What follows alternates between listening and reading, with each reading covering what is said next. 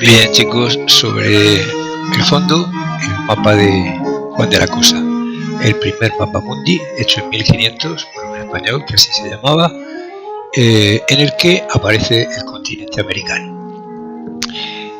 Este fondo nos sirve para explicar el tema 10, que es cortito, importante y fácil de recordar, qué es la historia y cómo se estudia. Llamamos historia a todos los acontecimientos que han sucedido. Todo lo que ha pasado, en cuanto ha pasado, pues se ha convertido en historia. Desde el punto de vista científico, la historia es la ciencia que estudia la evolución de las sociedades humanas desde la aparición de los primeros documentos escritos. Esa aparición de los primeros documentos escritos no ocurrió en todas partes al mismo tiempo. En Egipto, en Mesopotamia, en la India, se empezó a escribir hace bastante tiempo, hace unos 5.000 años, alrededor del 2500-3000 a.C. En otros lugares hay todavía hoy pueblos que no conocen la escritura, de manera que desde el punto de vista de nuestra ciencia, esas personas están en la prehistoria. La prehistoria es la ciencia que estudia la evolución de los grupos humanos desde los primeros seres humanos hasta la invención de la escritura. La historia trata de explicar los hechos más relevantes y más trascendentes del pasado de las sociedades humanas. ¿Qué es un hecho relevante? Pues es aquel que llama mucho la atención, que nos parece importante sobre todo por las consecuencias que tiene después. Un hecho trascendente es un hecho que trasciende al propio hecho, es decir, que va más allá y por tanto que tiene consecuencias importantes en el futuro. Si tuviésemos que escribir en historia todo lo que ocurre, no daríamos abasto. Entonces, ¿qué hacemos? Pues seleccionar aquellos hechos que nos parecen relevantes y nos parecen trascendentes, que han tenido consecuencias. Ejemplos de esas primeras escrituras, pues tenéis el jeroglífico egipcio, tenéis también la escritura cuneiforme mesopotámica, aparecieron más o menos por el mismo tiempo, alrededor de 2500-3000 años antes de Cristo. Los jeroglíficos y la escritura cuneiforme pues hacen entrar en la historia a los primeros pueblos históricos, los primeros pueblos a los que podemos llamar ya históricos porque dejan testimonios escritos. El jeroglífico es un tipo de escritura hecha a base de ideogramas, a base de figuras que tienen unos significados que está acordado por parte de la sociedad, que tienen un significado. La cuneiforme, ¿por qué le llamamos así? Le llamamos así porque se hace sobre, o se hacía sobre, al principio, sobre tablillas de arcilla tierna, sin cocer todavía, haciendo incisiones con un punzón, con una cuña. Cuneiforme significa con forma de cuña. ¿Cómo estudiamos la historia? ¿Qué nos interesa a la hora de estudiar un hecho histórico? Pues nos interesa primero conocer que ese hecho histórico tuvo lugar y tenemos que responder a una serie de preguntas. ¿Qué sucedió? ¿Por qué sucedió? Es decir, ¿cuáles fueron las causas? ¿Cuándo sucedió? ¿Dónde sucedió? ¿Y qué consecuencias tuvo? ¿De acuerdo? La respuesta a esas preguntas que acabamos de plantear nos tienen que ayudar a reconstruir las formas de vida de las sociedades antiguas, las formas políticas, cómo organizaban el poder, cuáles eran las jerarquías de los poderosos, los reyes, los príncipes, los jefes, los caudillos, las formas sociales, si había clases sociales, cuáles eran, si había esclavos, señores, siervos, etcétera, etcétera, y también culturales, el arte, la pintura, la escultura, la arquitectura, la literatura, en fin, todas las formas culturales. Respondiendo a unas preguntas, reconstruir las formas de vida de nuestros antepasados. Ahora bien, ¿de dónde sacamos la información para hacer esa reconstrucción del pasado? La sacamos de las fuentes. Entonces, ¿qué es una fuente? ¿Una fuente histórica? Pues una fuente es cualquier cosa, cualquier objeto, cualquier persona, cualquier documento que nos proporciona una información que nos permita conocer acontecimientos o hechos del pasado. Por tanto, la historia no se puede hacer, no se puede escribir sin fuentes.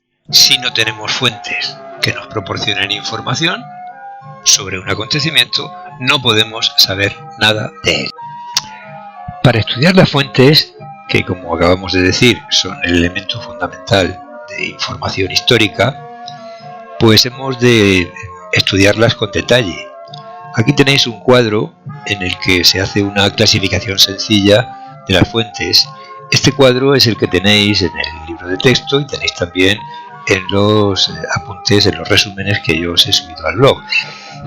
Pero fijaos, aquí os estoy mostrando un cuadro diferente donde a mi juicio podría ser incluso más fácil para vosotros entender cuáles son los tipos de fuentes principales. Mirad, las hay primarias y secundarias. Esto es según el momento de su producción o creación. Dentro de las primarias, que todas ellas son fuentes, son informaciones que son cercanas a los hechos, son contemporáneas a las cosas que están pasando o muy cercanas, las hay no escritas y escritas.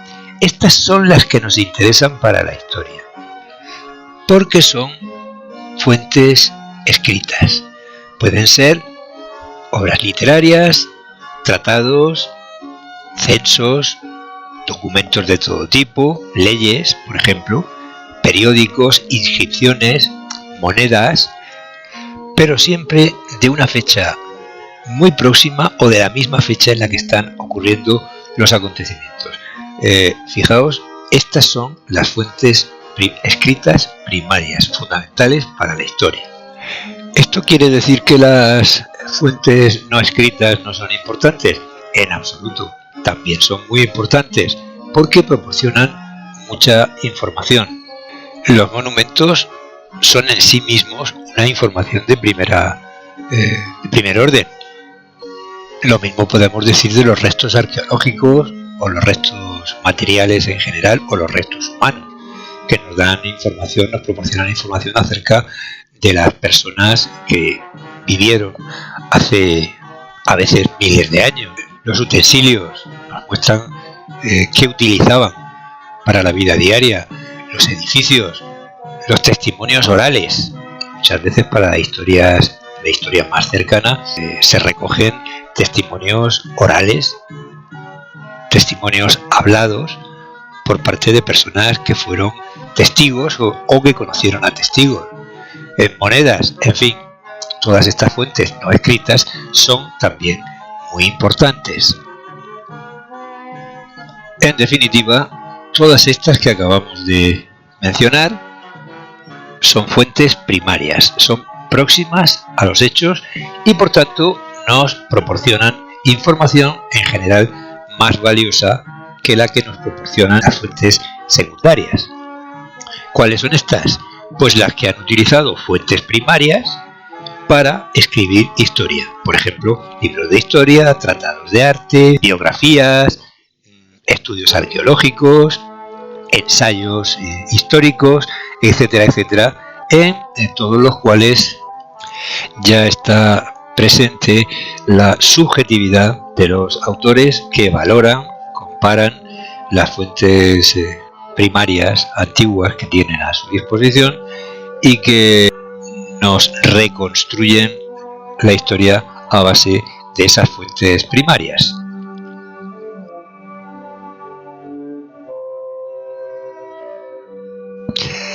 Pero es muy importante que para escribir la historia, el historiador se asegure de que las fuentes que utiliza son fiables. Fiable es algo digno de tener confianza en él, es decir, son dignas de ser creídas. Y además, el historiador tiene que procurar compararlas entre sí siempre que puede, cuando solamente hay una fuente para un acontecimiento.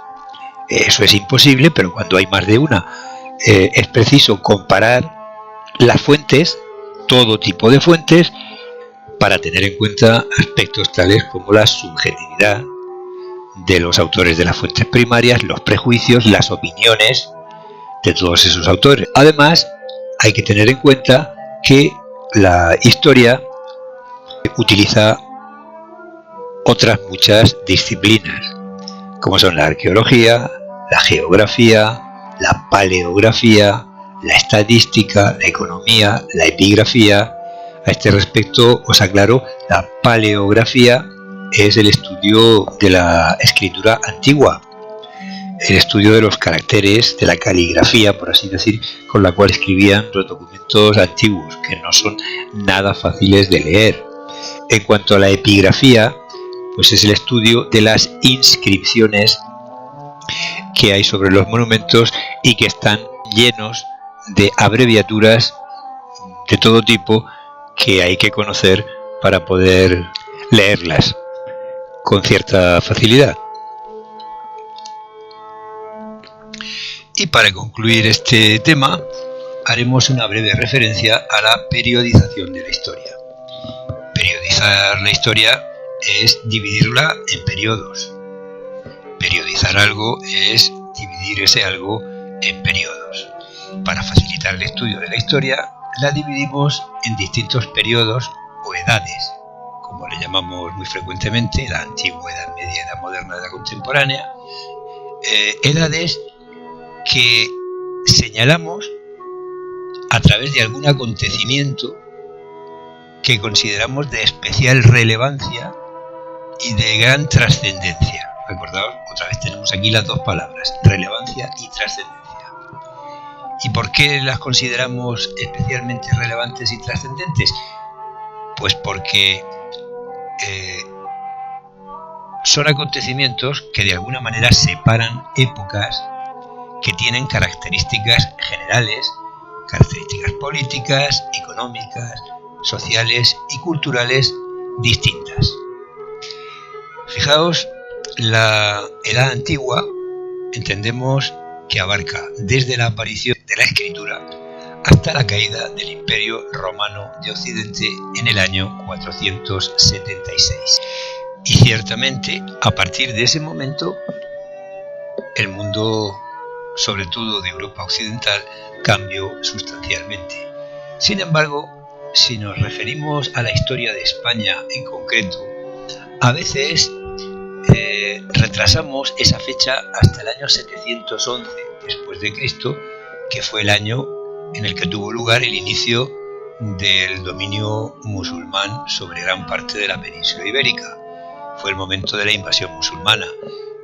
¿Por qué retrasamos el momento hasta 711? Pues porque el cambio cultural, económico, político y social en la península ibérica fue muchísimo más importante que el que se produjo con la caída del Imperio Romano. La Edad Media abarca hasta la caída de Constantinopla en manos de los turcos otomanos en 1453. Aquí ocurre algo parecido en la historia de España, y es que para la península ibérica fue tal vez más significativo y más importante el año 1492, porque fue el año en el que tuvieron lugar una serie de acontecimientos que iban a cambiar mucho las condiciones socioeconómicas y culturales de los reinos peninsulares. A saber, en el mismo año los reyes católicos conquistan el reino nazarí de Granada, con lo lo cual se acaba la presencia musulmana en la península. Es el año en el que se expulsa a los judíos, un hecho que tuvo también bastantes repercusiones económicas y culturales, y es el año en el que una expedición financiada por la Corona de Castilla descubre América. Así que esa fecha para nosotros es más significativa que la de 1453. En cuanto a la Edad Moderna, pues abarca hasta la Revolución Francesa en 1789. En España, una vez más, se suele situar el fin de la Edad Moderna en el año 1808. En ese año se inició la Guerra de la Independencia contra la invasión napoleónica, y durante esa guerra se constituyeron en Cádiz unas Cortes que elaboraron, redactaron y publicaron en 1812 la primera Constitución Liberal española, y eso iba a ser también en nuestro país un cambio radical y fundamental, aunque lento. Por último, la Edad Contemporánea, y con esto damos fin al tema, abarca desde la Revolución Francesa o la Guerra de la Independencia hasta nuestros días. Y con esto llegamos al final de mis explicaciones, mis comentarios y mis ilustraciones al tema 10 relativo a la definición de historia y a la periodización de la historia. Espero que os haya resultado soportable.